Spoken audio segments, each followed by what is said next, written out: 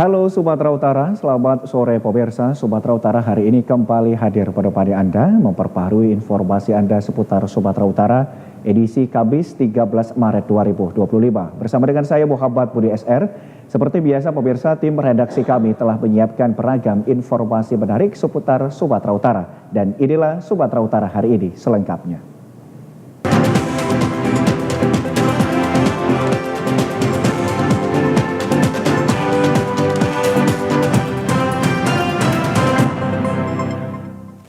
Informasi sore ini diawali dari Kejaksaan Tinggi Sumatera Utara menahan Kepala Dinas Kebudayaan Pariwisata dan Ekonomi Kreatif Sumatera Utara terkait kasus penataan situs Benteng Putri Hijau kerugian negara mencapai 800 juta rupiah.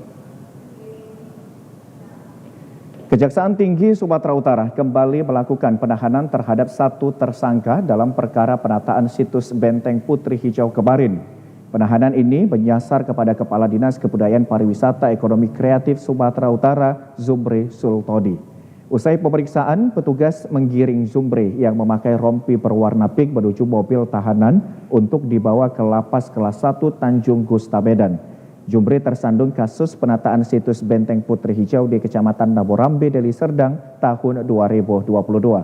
Koordinator Bidang Intelijen Kejaksaan Tinggi Sumatera Utara, Yos A. Tarigan menyampaikan terkait perkara dugaan tindak pidana korupsi pada kegiatan penataan situs Benteng Putri Hijau tahun anggaran 2022 tidak selesai tepat waktu dan dilakukan adendum sampai 2 kali dan ada kekurangan volume pekerjaan sehingga menyebabkan kerugian keuangan negara sebesar lebih kurang 817 juta rupiah. Kerugian 800 juta lebih dari perhitungan oleh ahli dan disimpulkan 800 juta lebih ada kekurangan volume dalam artian tidak sesuai dengan spesifikasi dan di dalam pelaksanaannya ada keterlambatan. Kenapa sampai terjadi? Secara administrasi kan sudah menyalahi, kemudian volumenya kemudian dihitung oleh ahli tidak sesuai. Kasih Penkum Kejaksaan Tinggi Sumatera Utara, Andre Wanda Ginting menegaskan, akibat perbuatan tersangka, negara telah dirugikan dan tersangka melanggar Undang-Undang tentang Pemberantasan Tindak Pidana Korupsi dengan kerugian negara sekitar 800 juta lebih. Terhadap DS ini disangka melanggar pasal 2 ayat 1 subsidiar pasal 3 junto pasal 18 Undang-Undang nomor 31 tahun 1999 tentang pemberantasan tindak pidana korupsi sebagaimana telah diubah dalam Undang-Undang nomor 20 tahun 2001 tentang perubahan atas Undang-Undang tindak pidana korupsi. Terima kasih. Sebelumnya, Kejaksaan Tinggi Sumatera Utara telah menahan 3 tersangka, yakni JP, penjabat sebagai fungsional Pamong Budaya Dinas Kebudayaan Pariwisata dan Ekonomi Kreatif Sumatera Utara, selaku pejabat pelaksana teknis kegiatan. RGM, karyawan swasta pada CV Citra Pramatra, selaku konsultan pengawas, dan RS merupakan wakil direktur CV Kenanga selaku rekanan. Kejaksaan Negeri Humbahas menahan 4 orang tersangka dugaan kasus korupsi pada Dinas Pekerjaan Tata Ruang kemarin sore. Kejaksaan Negeri Humbahas Sundutan menetapkan 4 orang tersangka dugaan korupsi kegiatan peningkatan kapasitas struktur jalan yang menghubungkan Kecamatan Onengenjang dan Kecamatan Patat di Dinas Pekerjaan Umum Tata Ruang Kabupaten Humbahas, Provinsi Sumatera Utara. 4 orang tersangka dugaan korupsi kegiatan peningkatan kapasitas struktur jalan yang menghubungkan Kecamatan Onengenjang Kecamatan Pakat, tepatnya di Las Jalan Parbutihan Purobodang, Tembah, senilai 3 miliar 917 juta lebih pada Dinas Pekerjaan Umum Tata Ruang Kabupaten Humbahas tahun anggaran 2022 ditahan Kejaksaan Negeri Humbahas Sundutan untuk 20 hari ke depan. Kepala Kejaksaan Negeri Dolok Sanggul Nurdian Kusuma dalam keterangannya menyampaikan pada kasus tersebut, Kejari Humbahas menetapkan 4 tersangka termasuk inisial MT selaku kuasa pengguna anggaran pada Dinas PUTR Kabupaten Humbahas 2022 berdasarkan hasil pemeriksaan saksi ahli dan alat bukti ditemukan kekurangan volume pada pekerjaan. Dari hasil perhitungan ahli dari DPKP Perwakilan Sumatera Utara, untuk kekurangan volume pada pekerjaan terdapat kerugian negara sebesar 800 juta lebih. Dalam proses tersebut, tidak tertutup kemungkinan akan ada penambahan tersangka lain. Keempat tersangka ini dikenakan atau melanggar pasal 2, pasal 3, Junto 55 KUHP. Adapun ancamannya bisa sampai 20 tahun, seumur hidup, bahkan hukuman mati, tergantung situasinya.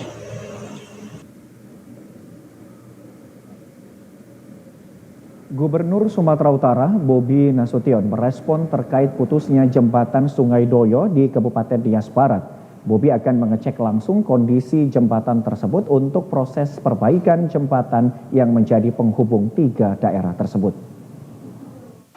Diketahui jembatan yang roboh ini pernah dikunjungi Bobi pada saat kampanye pemilihan Gubernur Sumut beberapa waktu lalu. Menurut Bobi, dirinya sudah mendengar informasi terkait putusnya jembatan tersebut dan akan melakukan pengecekan jembatan secara langsung. Diketahui putusnya jembatan Noyo ini menyebabkan perekonomian dan akses jalan yang sering digunakan warga sekitar terhambat. Selain itu, putusnya jembatan ini yang merupakan jalur utama menuju bandara dan pelabuhan yang juga menghambat akses transportasi.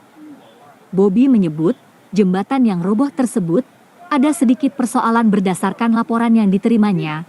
Abutmen atau substruktur jembatan sudah pernah digunakan. Untuk memastikannya, ia akan mengetes abutmennya secara fisik untuk kemudian mengambil langkah lainnya. Yang disampaikan itu kan adalah jalur utama juga, jalur utama yang memang harus segera dikerjakan, diperbaiki. Tidak ada korban jiwa maupun luka dengan robohnya jembatan tersebut. Sementara itu pemirsa, pemerintah Provinsi Sumatera Utara agar segera memperbaiki jembatan putus di Nias Barat.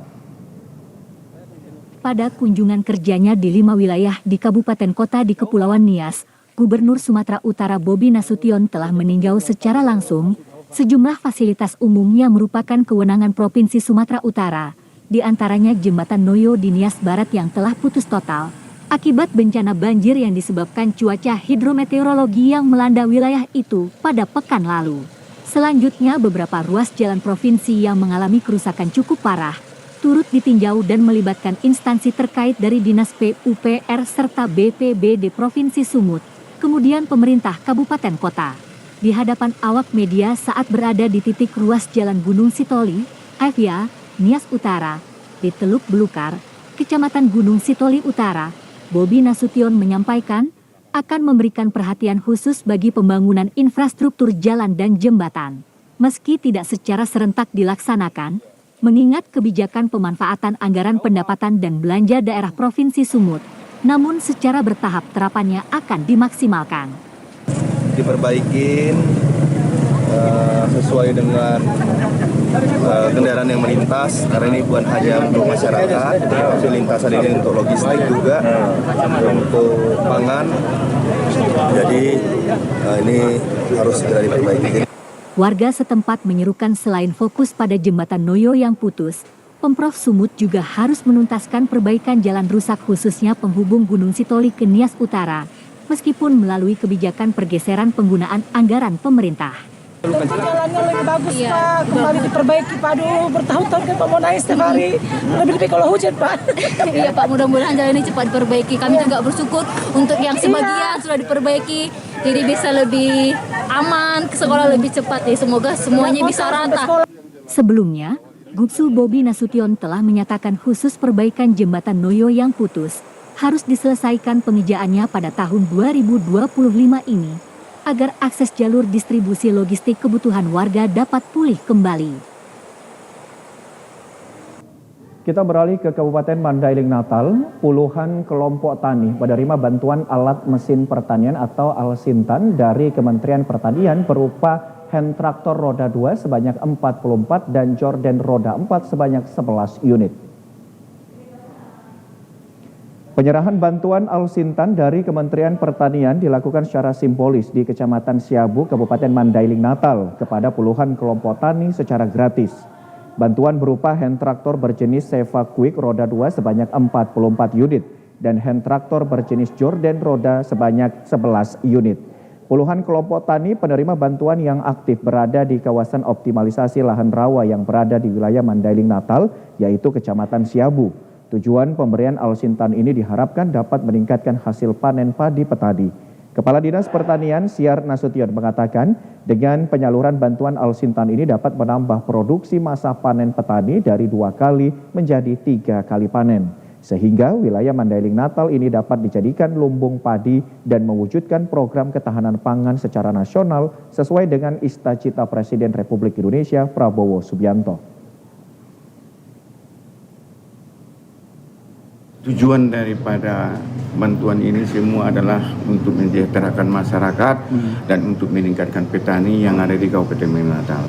Makanya pemerintah pusat supaya memprogramkan ini supaya memang alat-alat mesin pertanian ini supaya dibantu kepada masyarakat supaya bisa mencapai daripada istilahnya IP3.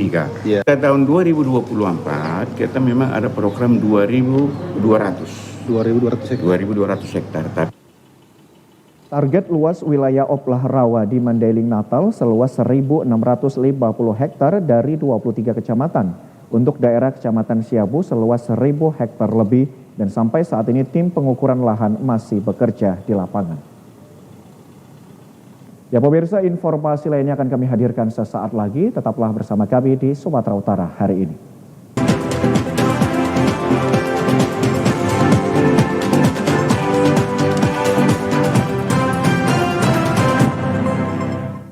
Pemirsa, Stikes Mitra Husada Medan melaksanakan kegiatan pengabdian kepada masyarakat di Desa Bangun Rejo, Kecamatan Tanjung Morawah, Kabupaten Deli Serdang.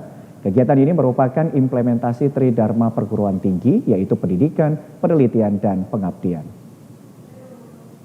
Ini dilaksanakan untuk meningkatkan, mengidentifikasi, serta memberi solusi atas masalah yang terjadi dalam kehidupan masyarakat dengan menerapkan ilmu pengetahuan, keterampilan, dan kemampuan mahasiswa.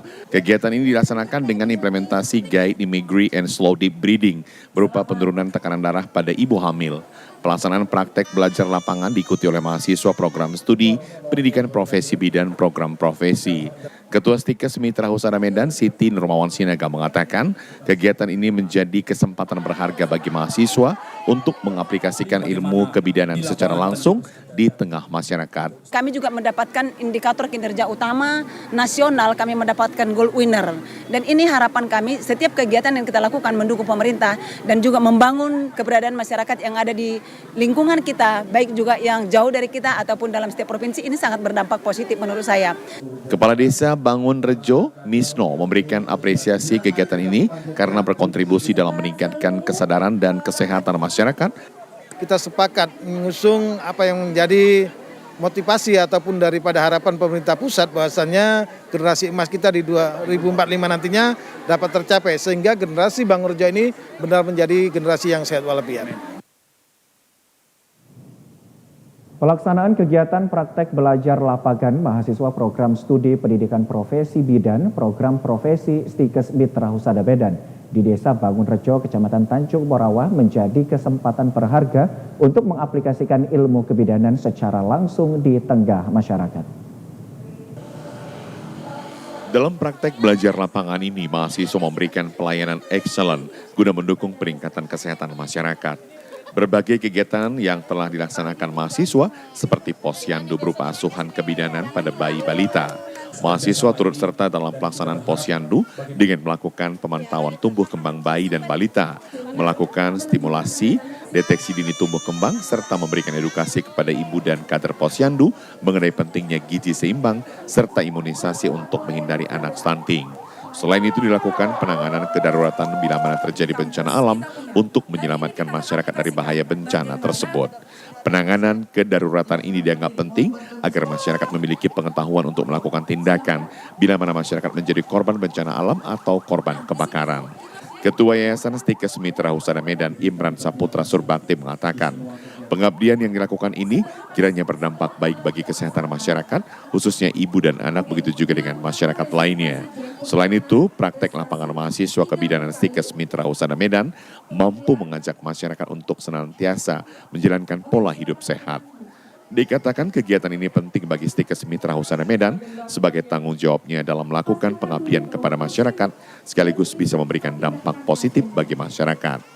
Pada kesempatan itu disampaikan tentang bahaya narkoba dan penularan HIV/AIDS khususnya bagi para remaja dan generasi muda. Kegiatan praktek lapangan ini juga memberi kesempatan kepada warga untuk melakukan EKG jantung yang bekerja sama dengan Puskesmas Tanjung Morawa. Diharapkan melalui kegiatan ini mahasiswa dapat mengaplikasikan berbagai peran dalam profesi kebidanan seperti care provider, community leader, decision maker, communicator, entrepreneur, researcher, dan manager. Pengabdian atau praktek lapangan ini memberi edukasi kepada masyarakat betapa pentingnya menjadikan anak tetap sehat untuk mewujudkan program pemerintah menuju Indonesia Emas 2045. Selamat pagi Bapak Ibu. Pemirsa, kita beralih ke Kabupaten Langkat. Untuk menambah pendapatan keluarga, sejumlah wanita yang didominasi kaum ibu rumah tangga menggeluti pekerjaan mengupas kulit kerang di Pangkalan Berandan, Kabupaten Langkat.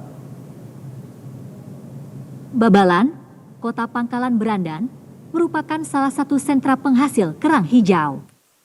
Di Pangkalan Berandan tidak hanya hasil tangkapan ikan yang diolah menjadi ikan asin, tetapi terdapat pengupasan kulit kerang untuk dijual tanpa cangkang, agar dijual dengan harga yang lebih mahal.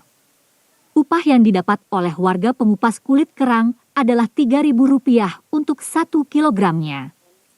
Kaum perempuan pengupas kerang ini setiap harinya dapat mengupas 3-5 kilogram.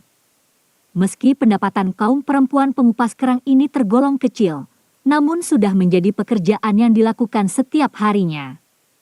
Bahkan di antara para pengupas kerang ini, sudah ada yang menggelutinya hingga puluhan tahun. Para pengupas mengaku, upah yang mereka peroleh dapat membantu kebutuhan rumah tangga.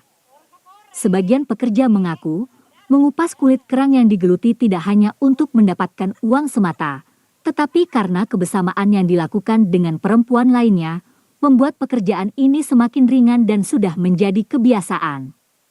Anum, salah seorang pengupas kulit kerang, mengaku, senang menekuni kupas kulit kerang karena selain memperoleh uang tambahan, ia juga dapat bertemu dengan para pengupas kerang lainnya, membuatnya sangat senang menjalani profesi sebagai pengupas kulit kerang. Kilonya berapa, Bu? Sekilo ini 3.000. Oh, per kilonya 3.000. Bu, satu hari itu berapa kilo kira-kira Ibu bisa buka itu kerangnya, Bu? Dapat ini? Iya. 5 kilo. Oh, 5 kilo. Iya. Jadi uangnya ini memang setiap hari atau musiman, Bu? Setiap hari. Memang selalu ada? Iya. Stoknya. Berbeda dengan Fatimah, ia menekuni sebagai pekerja pengupas kulit kerang karena merupakan sumber utama penghasilan untuk kebutuhan keluarga. Ia berharap agar kegiatan ini dapat terus dilakukan untuk pemberdayaan masyarakat sekitar. Jadi Bu sehari dapat berapa kilo bukain kerangnya, Bu? Enggak tentu, kalau mokannya banyak, banyak dapatnya. Kalau mokannya sedikit, sedikit dapatnya. Oh, sehari bisa berapa kilo? 4-5 kilo lah. Dari jam 2 sampai nanti jam 6.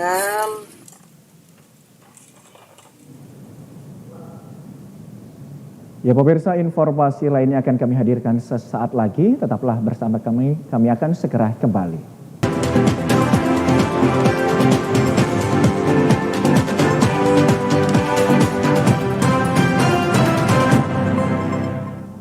Terima kasih Anda masih bersama dengan kami, pemirsa. Untuk menstabilkan harga bahan pangan selama bulan Ramadan dan jelang Hari Raya Idul Fitri, pemerintah Kabupaten Batubara menggelar pasar murah yang bekerja sama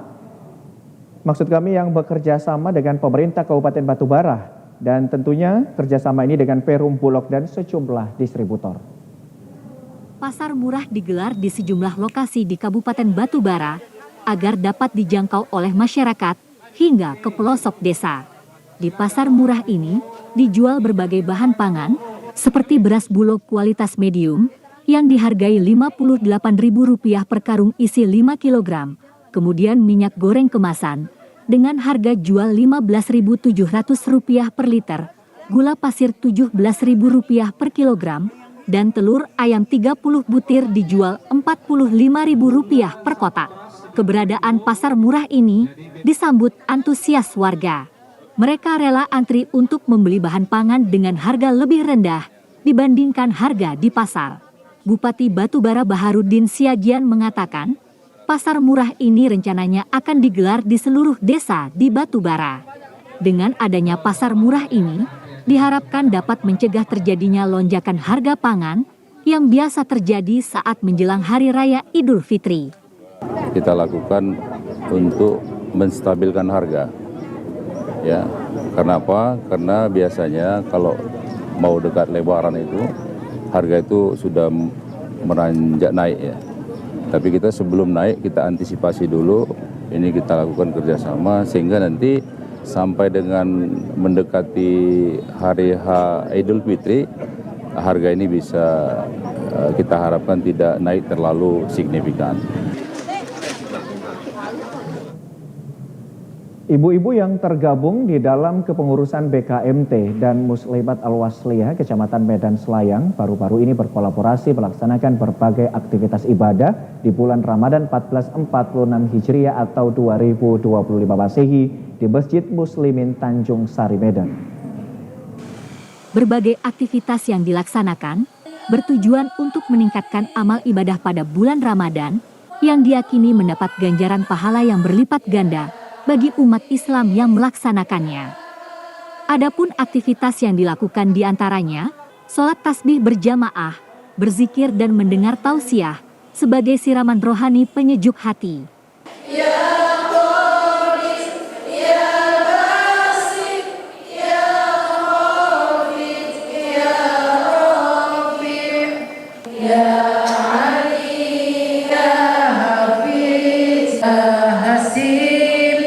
Pimpinan cabang PC Muslimat Al-Wasliyah, Hajah Surtiem dan PC BKMT Kecamatan Medan Selayang Jubaidah Brutu menjelaskan bahwa kegiatan seperti ini rutin dilaksanakan setiap Ramadan, namun untuk tahun ini dilaksanakan bersama-sama dengan tujuan agar terjalin kekompakan di antara pengurus dan anggota. Kegiatan zikir dan tausiah dihadiri Camat Medan Selayang Muhammad Husnul Hafiz, Ketua PD BKMT dan PD Muslimat Al-Wasliyah. Agar supaya ibu-ibu muslimah semua yang ada di kecamatan, baik itu di BKMT, kami selalu mengadakan pertemuan atau akbar-akbar agar supaya untuk memperdalam ilmu agama dan memperbaiki akhlak dari ibu-ibu muslimah semuanya. Ustadz Rajudin Sagala dalam tausiahnya mengatakan, seseorang harus memiliki iman dan takwa sebagai pertahanan diri dari berbagai godaan hidup. Era saat ini sudah jauh berbeda dengan era sebelumnya, di mana perilaku masyarakat tentang rasa malu untuk melanggar aturan sudah semakin menipis, dan ini sangat mengkhawatirkan. Kepada para ibu-ibu yang sangat berperan menanamkan nilai-nilai agama di dalam rumah tangga, hal ini menjadi perhatian besar dan wajib dilaksanakan. Yang pertama, ya mempererat persaudaraan yang selama ini mungkin jarang bertemu. Ini momennya pas sholat tasbih yang tadinya tinggalnya berjauhan bertemu di sini.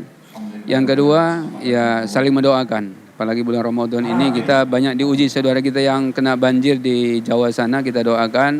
Terlebih saudara kita di Palestina agar mereka ya sabar, bahkan kita mohon mereka segera merdeka. Yang ketiga, semoga amal kita di bulan Ramadan ini dilipat gandakan Allah, dapat Lailatul Qadar, sehingga pertemuan tidak hanya sholat tasbih, tapi bertemu kita semua nanti di surga. Bulan di mana Allah turunkan Al-Quran. Kita beralih ke kota Binjai, pemirsa. Warga etnis Tionghoa di Binjai turut berbagi berkah dengan membagikan takjil menu berbuka secara gratis kepada warga yang sedang menjalankan ibadah puasa di bulan suci Ramadan 1446 Hijriah. Kegiatan berbagi takjil ini disambut antusias para pengendara khususnya umat muslim yang sedang melintas di Jalan Sudirman, Kelurahan Pekan Binjai, Kecamatan Binjai Kota. Pembagian takjil gratis ini terselenggara atas kerjasama Yayasan Bakti Sosial bersama dengan Lembaga Sosial Metadana. Kegiatan ini rutin dilakukan setiap tahunnya pada setiap bulan Ramadan. Warga etnis Tionghoa terlihat turun langsung membagi-bagikan takjil dengan mendatangi pengendara yang melintas.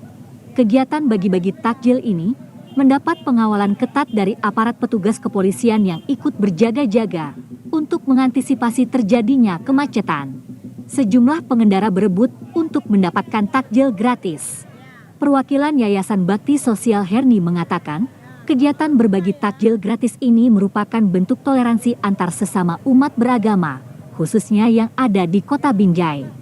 Warga etnis Tionghoa juga ingin berbagi kebaikan dalam merawat toleransi. Kegiatan ini juga sebagai bentuk perhatian warga Tionghoa kepada umat Muslim di Binjai yang sedang menjalankan ibadah puasa di bulan suci Ramadan. Mereka berharap dengan kegiatan ini dapat bermanfaat dan membantu pengendara yang sedang mengejar waktu pulang ke rumah untuk berbuka puasa. Ya, biar masyarakatnya tuh senang lah. Bukan hanya mereka aja yang tapi kita juga mau ikut bersama mereka merayakannya ini dengan kami ya ikut berbagi takjil juga. Semua orang bisa senang lah. Kita kembali ke Kabupaten Langkat, pemirsa. Bulan suci Ramadan identik dengan beragam tradisi dan makanan untuk menu berbuka puasa.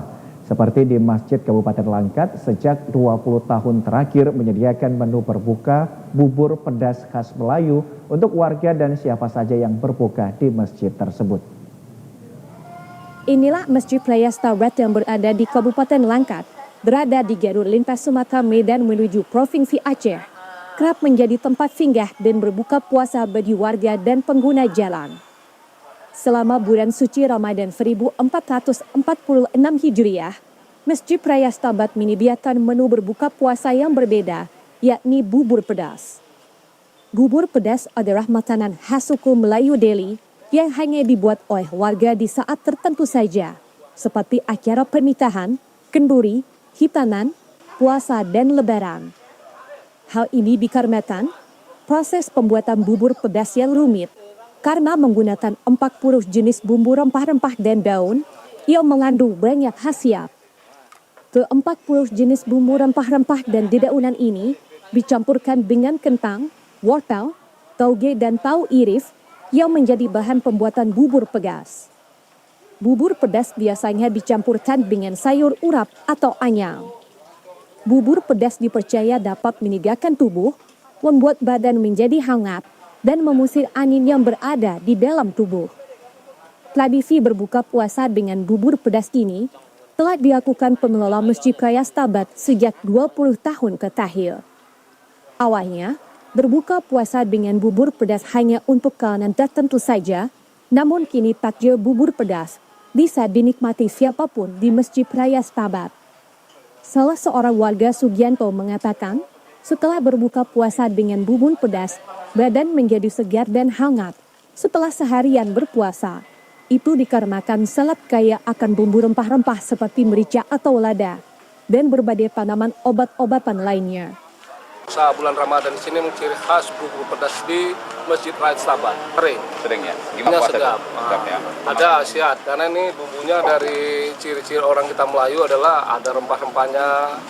Habis makan rasanya panas badan, ya kan? Ada ramuan yang dibuat seperti merica, terus kayu manis, kacang hijau, terus buah-buahannya pun ada. Jika Anda sedang dalam perjalanan selama bulan suci Ramadan dari Kota Medan menuju Provinsi Aceh, tidak ada salahnya untuk singgah berbuka puasa di Masjid Raya Stabat untuk menikmati bubur pedas ciri khas Melayu ini. Pemirsa, berikut kita ikuti informasi perakiraan cuaca di sejumlah daerah di Sumatera Utara dari Badan Meteorologi, Klimatologi, dan Geofisika wilayah 1 Medan berlaku untuk hari Jumat 14 Maret 2025. Halo Sobat BMKG, senang sekali rasanya dapat berjumpa kembali bersama saya Anggun. Perakiraan cuaca BBMKG wilayah 1 yang akan memberikan informasi perakiraan cuaca dan hotspot untuk Provinsi Sumatera Utara yang berlaku untuk Jumat 14 Maret 2025. Untuk pagi hari, berawan dan berpotensi hujan ringan di Batubara, Dairi, Humbangan Sundutan, Kota Gunung Sitoli, Kota Sibolga, Langkat, Mandailing Natal, Nias, Nias Barat, Nias Selatan, Nias Utara, Pakpak Barat, Samosir, Tapanuli Selatan, Tapanuli Tengah, Tapanuli Utara, Toba, dan sekitarnya. Untuk siang hingga sore hari, berawan dan berpotensi hujan ringan di hampir seluruh wilayah Sumatera Utara. Untuk malam hari, berawan dan berpotensi hujan ringan hingga lebat disertai petir dan angin kencang di sebagian wilayah Sumatera Utara dengan hujan lebat berpotensi terjadi di Pakpak Barat dan sekitarnya. Untuk dini hari, berpotensi hujan ringan hingga lebat di seluruh wilayah Sumatera Utara dengan hujan lebat berpotensi terjadi di Pakpak Barat, Tapanuli Tengah, Tapanuli Utara, Kota Sibolga, Humbang Hasundutan, dan sekitarnya. Untuk suhu udara berkisar antara 14 hingga 31 derajat Celcius dengan kelembapan udara berkisar antara 69 hingga 99% dengan angin yang bertiup dari timur laut hingga tenggara dengan kecepatan 3 hingga 10 km per jam. Untuk titik panas atau hotspot di Sumatera Utara, pada pantauan tanggal 12 Maret 2025 terdapat 2 titik panas di Kabupaten Serdang Bedagai dan Kabupaten Tapanuli Tengah. Kami himbaukan untuk selalu waspada potensi hujan sedang hingga lebat yang dapat disertai petir dan angin kencang di wilayah pantai barat, pegunungan, dan pantai timur Sumatera Utara yang dapat mengakibatkan bencana hidrometeorologis seperti banjir dan longsor. Demikian informasi yang dapat saya sampaikan, semoga bermanfaat. Terima kasih dan sampai jumpa. Ya pemirsa, informasi tadi menutup perjumpaan kita pada program Sumatera Utara hari ini. Saya Muhammad Budi SR beserta seluruh kerabat kerja yang bertugas pamit undur diri dari hadapan Anda. Terima kasih, selamat sore dan sampai jumpa.